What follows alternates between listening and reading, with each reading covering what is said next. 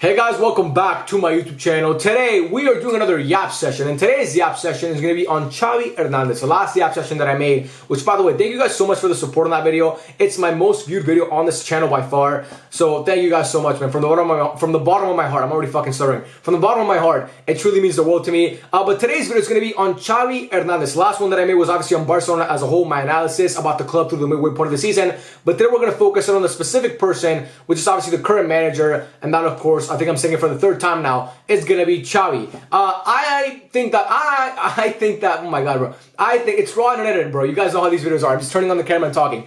I think that Xavi is the most polarizing figure in Barcelona currently. Maybe Lewandowski, but I think Xavi is the most polarizing because I think most people are on the right side with Lewandowski, which is that he sucks and he's washed. But Xavi, there's a lot of like 50-50 people. You know, there's other people that are Xavi in, Xavi out. There's certain people that are in the middle. But you know, I think most Barca fans have their mindset on what Xavi is. I'm obviously, if you watch my page at all, you know I'm mostly leaning towards the Xavi outside. But the reason why I wanted to make this video and talk about this is because I am so sick and tired of the way that we as Barca fans, the ones that are leaning towards Xavi out, sometimes get treated and like get called out by Barca fans who are Xavi in, and get called plastic fans and toxic fans and shitty fans when we express our feelings about the current state of the club and the management, which we don't believe is up to standard. And like, let's just start with this, okay? I want to go season by season with Xavi. I just want to analyze each season that he's had, and in the end, I'm going to tell you my reason as to why I think Xavi should be out, or maybe I don't even know. We're just going to jump around this video. You guys know how this shit works. I'm just giving you my thoughts. So if I jump around, I'm sorry, but I'm going to try and stick to the not the script, but like the structure that I had set up before I filmed this, okay?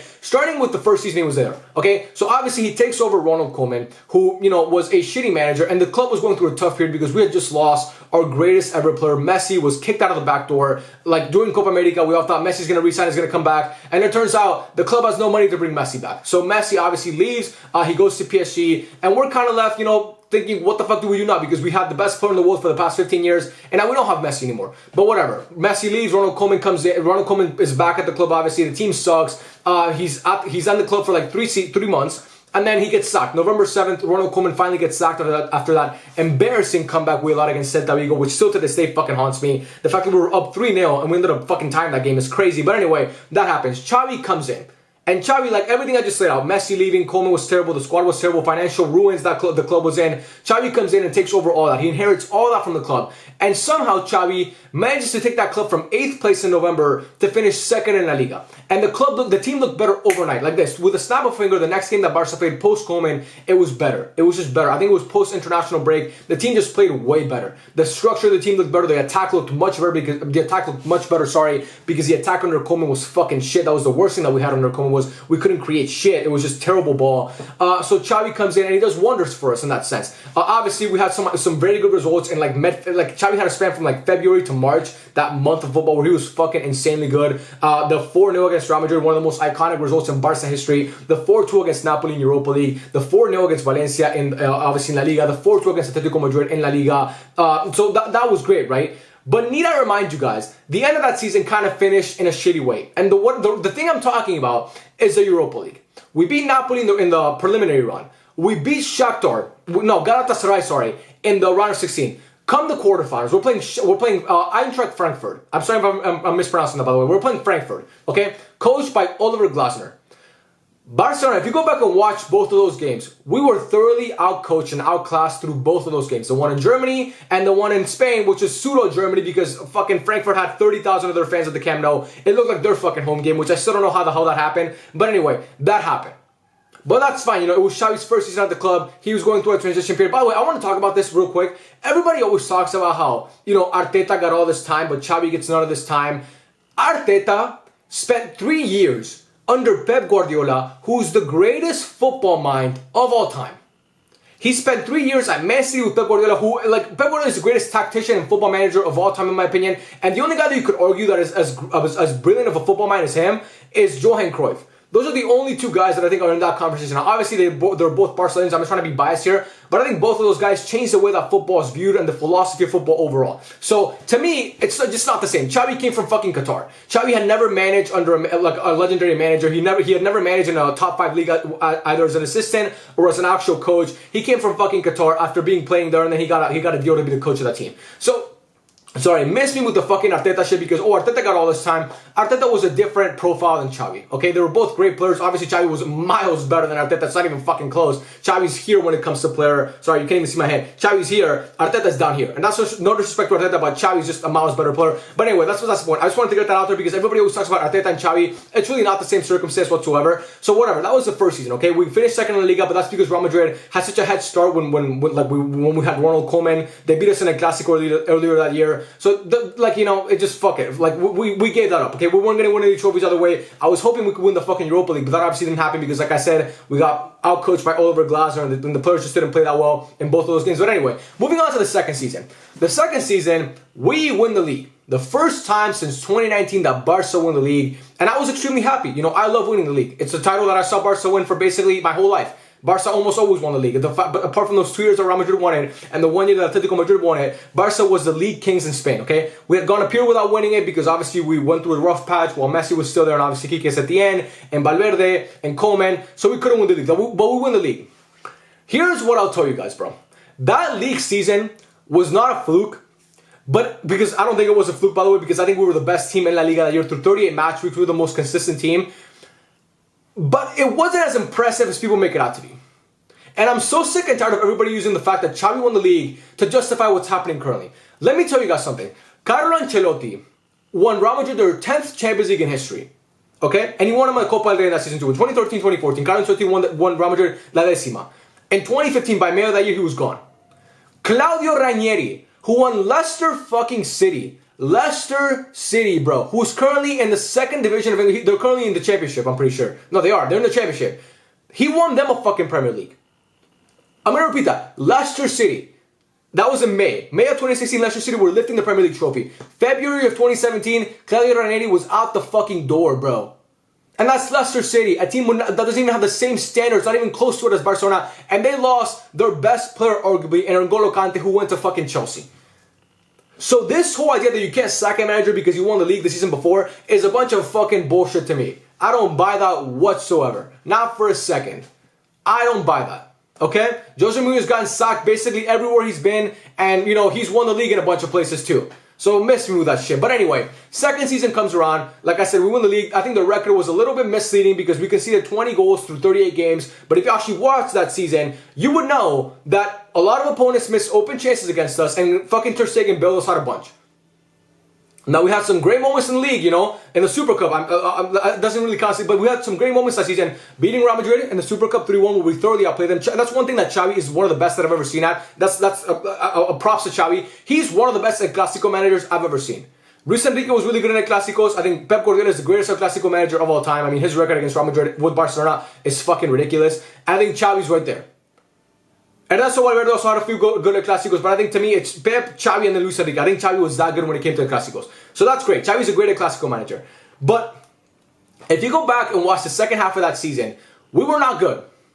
We were not good in the second half of this. Not the second half, but like, sorry, I had the burp. I'm telling you guys, this is raw and unfiltered. Towards this, like, the tail end of that season, we were not that good.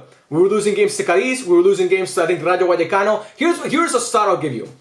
Barca played Real Madrid, and they in match week 26. That was the game in March where Kessie scored goal. We basically pseudo won the league. That's where we had this like insanely good distance, big distance against Real Madrid. Like the gap was very wide, and we were like, we're gonna win the league, right? That happened in match week 26. That means there was 12 more games to go in that La Liga campaign.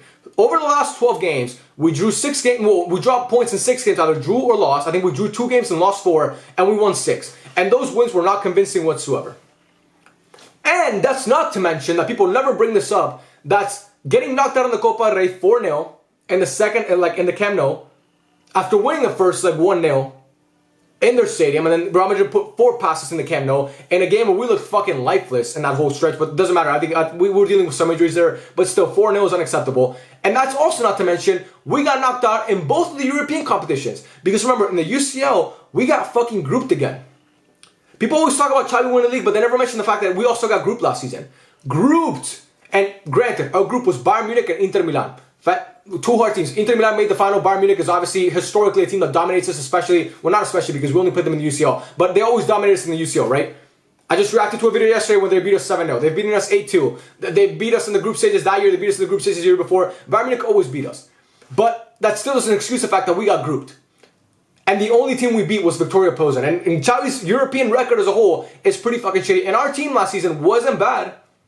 Gavi was there. Pedri was there. Frankie de Jong was there. Lewandowski, who's shit, but wasn't that shit last season, especially in the UCL before the World Cup. He was there. Rafinha, Dembele, who we're missing right now. We're missing a Dembele right now because we don't have a winger that can create. We don't have a playmaking winger, sorry. But still, Dembele was really inconsistent. I think people idolize Dembele too much. He was super inconsistent at Barca. But either way, we had a good defense. A defense that only conceded 20 goals through 38 games in La Liga. But when it came to Europe, we conceded for fun. Because teams in Europe actually know how to finish and put you away. And unlike Liga, because when you're playing fucking, I don't know, Cadiz, they're not going to know how to put you away. Because their players are just not as good as Bayern Munich or Inter Milan. So Xavi's quality to me really showed when he played those big boys. Right? But it's fine, you know, we get grouped again, whatever, it happens, right? Not too many teams, but it happens to us. We go down to Europa League. What happens in Europa League? Preliminary run, not even the fucking round of 16, we get knocked out by Erik ten Hag's Manchester United. Erik ten Hag, who yesterday, or the day before actually, depending on when you're watching this, I'm recording this video right after Man City beat Everton, so depending on when you're watching, I think I'm uploading this tomorrow. So 2 days ago, Erik ten Hag, almost like he would have gotten the boot if it wasn't for a legendary comeback by Man United at home. This guy was this close to getting the boot, and he's been criticized greatly this season by Man United fans overall because he's been fucking subpar. And he made Xavi look like a Division 2 manager. He thoroughly outcoached Xavi through 2 legs. We never looked close to winning either of those games. So if Xavi would have gone on to win the Europa League both seasons that we got grouped in the UCL, I'd be like, you know what? He's proven it in Europe to a lower degree, but I believe he's a good tournament manager. He hasn't proven that, bro. And that brings me to this season. We've been shit. And this team, the reason why I'm so frustrated is because I know we're good enough to actually contend for every single trophy. Trust me, bro, this team is that good. And again, like I said in the last video, don't bring up the injuries because every team in Europe has dealt with injuries, bro.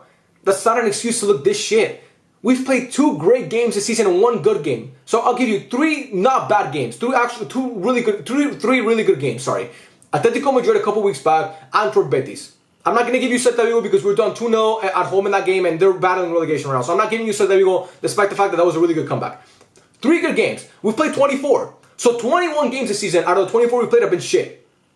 So those 3 games are anomalies. The rest, we've been shit. And the management has been terrible. The substitutions have been shit. The reluctant, like, he's so reluctant to play young players. It's so frustrating. Marc Guiu needs to get in more. Fermin Lopez needs to get in more. Ferran Torres, play him a little bit more. The fact that he keeps playing Lewandowski is really frustrating, like I mentioned, like I highlighted in that last video. So to me, when I look at this team, I believe that we're good enough. And when I look at Xavi, I don't see that he's the guy that can take us to the next level. He's maybe a good manager for the transition period, which we went through, but we can't keep using things from the past to justify him being there now. It's enough, bro. It's enough. The league season happened, that was great. But like I mentioned, Claudio Ranieri won the fucking league with Leicester. He got sacked the next year. It's football, man. Shit changes quick. Go ask Chelsea. How many managers they fucking suck? Now, am I saying that Chelsea's the perfect fucking, like, the perfect structure and how to run a club? No. But, I mean, sometimes you need a refresh. You need a restart. You need to bring someone else. You need a different voice for the players. And we as fans need something to actually look forward to because I feel like we're going down a dead end, like I mentioned in that last session that I made. And it's just not fun, bro. Because we're really good enough, dude. We are. I promise you, man. Every Barca fan watching this, I want you to know our squad is good enough to contend. And the fact that we're talking about maybe getting knocked out in the round of 16 by a Napoli team that has been utter shit this season compared to last season. They won the league last season. They were one of the best teams in Europe last season. They've been subpar this season. The fact that we're talking about as Barca fans, hopefully we can beat Napoli, is inexcusable, bro. It's inexcusable, dude. And the club has spent money for Xavi. Lewandowski costs a boatload of money. Rafinha costs a boatload of money. You know, all these players are there. We brought in Christensen on a free, I'm pretty sure. Koundé's there. He costs a boatload of money as well. So this whole shit about, like we can't criticize Xavi for anything because he won the league and, you know, the club is doing bad financially. A bunch of BS, bro. A bunch of BS. I expect more for this club and I expect more, and I would love for the Barca fans to feel like just because you criticize Xavi and you want him, you don't think he's the right man for the job, does not mean that you hate him because he to me is one of my favorite players of all time. He's a Barca legend, and does not mean that you hate the club or you want to see it fucking go down in flames. It just means that you want something to change because nothing seems to be working right now. I remind you guys, and this is the last thing I'll leave you with because this video is really long. I'm not sure if you guys like these long videos, but if you do like these long yap sessions, if you're watching till now, let me know in the comment section. We had the easiest group in the UCL, and we made it look like the hardest group. We struggled. We lost to Shakhtar Donetsk, bro. We lost to Royal Antwerp, bro. That's unacceptable to me. But hey, then again, that's just my opinion. I'd love to know what you guys think. I kind of went through season by season with Xavi. I gave you some of the pros. I gave you some of the cons. That's just what makes me think that Xavi's not the right man for the job. But if you disagree, I'd love to hear your thoughts. Yeah, man, I love you guys. Thank you so much for watching. Apparently, the Discord link isn't working, so I'm going to try a new one in the description. If you want to join my Discord, then you can go right ahead. I'd love to chat with you guys on there. And yeah, I'll catch you guys for the next one. Peace out.